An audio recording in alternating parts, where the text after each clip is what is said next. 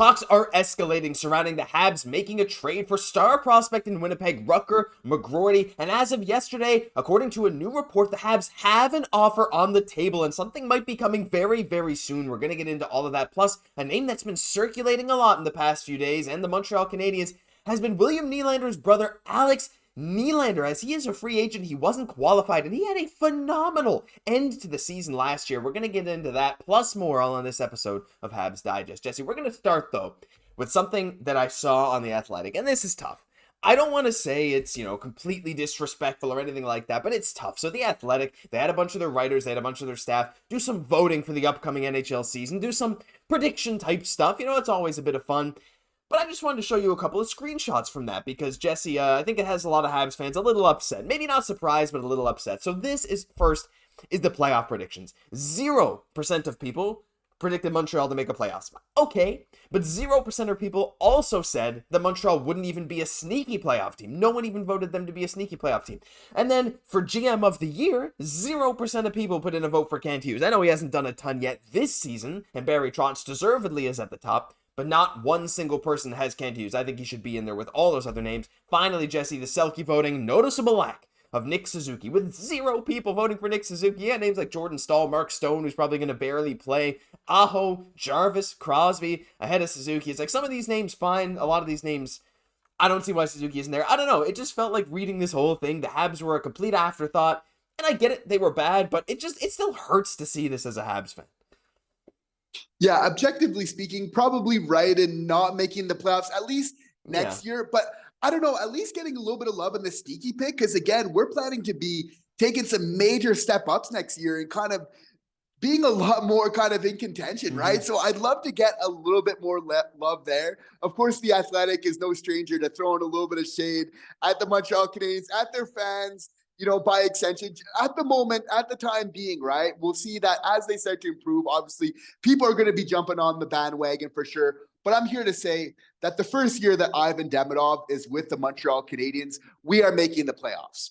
Not next year, but the year after. And of course, it's not just going to be Ivan Demidov. It's not going to be just him. We're going to have a young core that's going to get a chance to grow, really get its identity. But Kent's going to be adding pieces, knowing what's coming. But I think with that roster construction, them growing together, and then putting Evan Demidov in the mix, even in his rookie season, and I think being very much in contention for the Calder in his first year in the NHL, I think the Montreal Canadiens are making the playoffs. Like, looking at this list, it might look like the playoffs are so far away, like we're never going to get there, right? But it is not true. We are closer than it seems, right? Like having Buffalo, having Ottawa, so much that even like the Columbus Blue Jackets were getting so much love just throughout this article, right? Like, I'll believe it when I see it, right? Because people have been pumping up, the Sabres tires for years, the Senators, they're supposedly so further along in their rebuild, right? But at the same time, I don't know. I'll definitely need to see that one. Look, I get it. I think a lot of our hype for Montreal comes from what we project is going to happen. We project Kent Hughes to make another move or two. We project our prospects to jump up a tier in skill.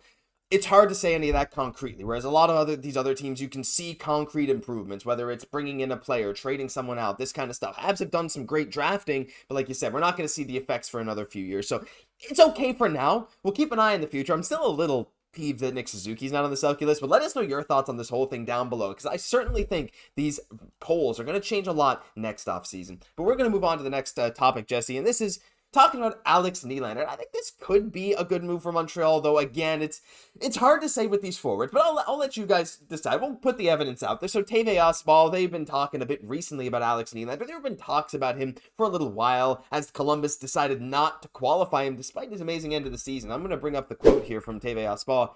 I'm going to translate this as we go. Of course, basically, they said, at the end, after talking about Daniel Sprong and Tyler Johnson, who we've covered in other videos, Alex Nylander, he's a known name. He's the little brother of William Nylander, and his career was going nowhere until the Penguins traded him to the Blue Jackets. And since he joined the Blue Jackets lineup, he exploded for 15 points, 11 goals, and only 23 games for them last year. He had 5 games with 0 points with Pittsburgh, which is why it's 28, but you can just take that as 23, because that was his time with Columbus. 11 goals, 15 points, Jesse. His Corsi for percentage, again, like a lot of these guys were linking to Montreal, was well above 50%, which is very good. 16 minutes average time on ice, solid shooting percentage. Overall, he's a solid player. The question is, where, again, like all these guys, where does he fit in the lineup? I mean, I think if you bring him in, you want to ideally play him third line. You bring him in for really cheap. I think you can get him for really cheap, and for that goal scoring pace, it's pretty crazy. As a nice depth scoring piece to just, again, kind of help bolster that bottom six in Montreal. You maybe bump Armia down to the fourth line. You kind of maybe remove Harvey Pinard or Pezzetta from the lineup to make room for this guy. Again, it's a bit crowded, but based on the pedigree at the end of that season with Columbus, I know he was playing with some good line mates and stuff, but like, look, again, I think it's tough to make room for him, but I think it's worth taking a look to see how much he costs, because I think in terms of production value for the cost, he might come in as a really good bargain.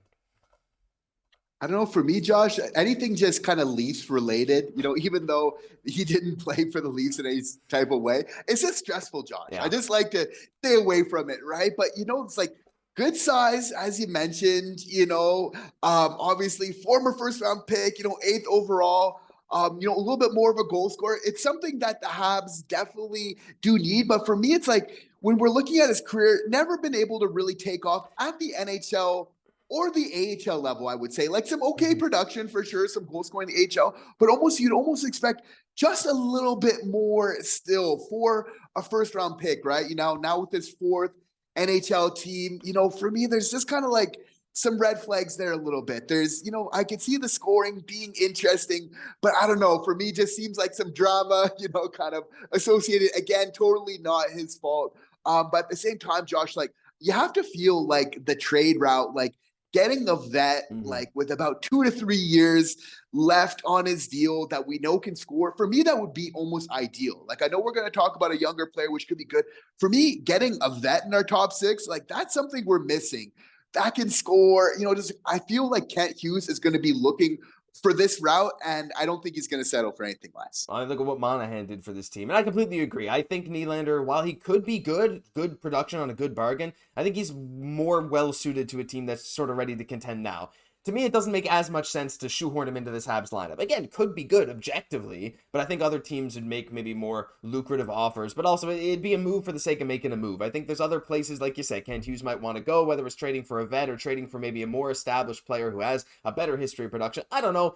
Let us know your thoughts on Alex Nylander. I think we're all kind of in agreement that it's not the best move for Montreal, despite other articles kind of saying it could be good. But hey, we'd love to hear from you down below. Final topic, though. We got a big Rutger McGroarty update, Jesse. We love to talk about him. The trade talks surrounding him have been quiet a little bit recently. Now, we do know that Kent Hughes supposedly had a trade sort of lined up if Demidov didn't fall to Montreal in the draft. Could that have been McGroarty? A lot of people are speculating yes, but that doesn't mean that he hasn't still been thinking about Rutger, as a lot of us have. A recent report from IB the Gambler on Twitter said that Rutger McGroarty whispers are starting to get a little louder. This is just yesterday. The Jets talking with 3 teams with an offer expected to be on the table from the Canadiens. The Habs' interest was first reported here last week. Now, this page on Twitter, if you haven't seen it, they have well over 100,000 Twitter followers. They have gotten some scoops before. They are decently connected, and it wouldn't surprise me if the Habs did have an offer on the table, whether it was from the draft or whether it was made after the draft. And Jesse, as we know, Rutger McGroarty,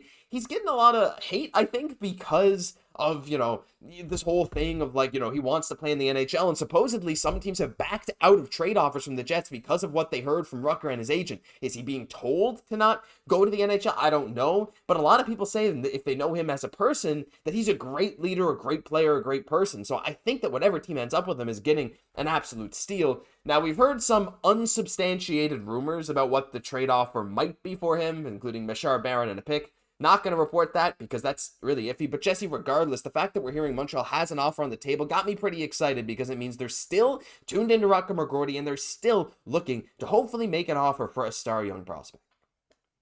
I'm really excited about this too. We are hearing some other rumors though, Josh, which is just kind of dampening, the mood a little bit about it, just with like hearing that there's maybe like, and again, these are rumors, but just that he's asking for a guaranteed ice time, a role on the power play. Like for me, I have no problem. Like if a player wants a trade from the team and it's warranted, for sure it's a business. It's not the ideal situation. We've all heard the expression like, don't bite the hand that feeds you, but I can kind of get where it's like, okay, but you need to look after your own career. It's a little bit of a red flag, but for me, it's not the end of the world. But when you start hearing about the ice time, about the power play. You would think like going to another team that's a little bit more still developing, rebuild, like that would be inherent in it. You don't need to ask for those things. That's why you want to just go to a team where you'd have more of the top six opportunity. The ice time and the power play, of course, just comes with that, right? So that's why these are just rumors. We can't guarantee that that's what's being said. I really hope it's not, because I like the player a lot, and it's kind of surprising because everything we've heard before is like amazing character, everything else. So I'm hoping this isn't part of it. And honestly, I would be really happy if that wasn't part of it and Kent Hughes made a trade to make this happen. Yeah, it's a bit spooky, right? Yeah, like you said, apparently he's asking teams for the world just to go to them, which has caused, reportedly, multiple teams to back out of trade talks. Now, again, like that's where it gets to this controversy, because it's like, again, he himself seems fine, and people are speculating, well, is it his agent forcing him to say these things? Is it his family? Is it someone telling him that, you can demand for these things and someone will trade for you who fits those demands? Or is it actually Rutger himself? That's something we'll never know, Jesse, and it's something a lot of teams are probably trying to figure out on their own. We're not going to speculate about that here, but regardless, he's a phenomenal prospect. At the end of the day, I'm just going to flash his stats up one more time so you can take a look. He's heading back to college this year to finish it out. I'd be thrilled if the Habs pulled the trigger on a trade for him, whether it's the trade offer that is reported that's probably not true involving Mesar. I don't know. But hey, all we can do is wait and see. Do you guys think Kent Hughes is going to do what he can to pull the trigger on McGroarty, or are you scared away from some of the reports that have been out there? We'd love to hear from you down below. Because, I think, again, at the end of the day, if he ends up in Montreal, as long as the price is not too crazy, I think we'd be happy. But that'll do it for this episode of Habs Digest. If you enjoyed, leave a like, comment, subscribe to the channel. Thank you all again for hitting 13,000. I feel like I say that every time, but hey, we really do appreciate it every single day. I'm Josh Gosse, my co-host, Jesse Poirier. We'll catch you in the next one.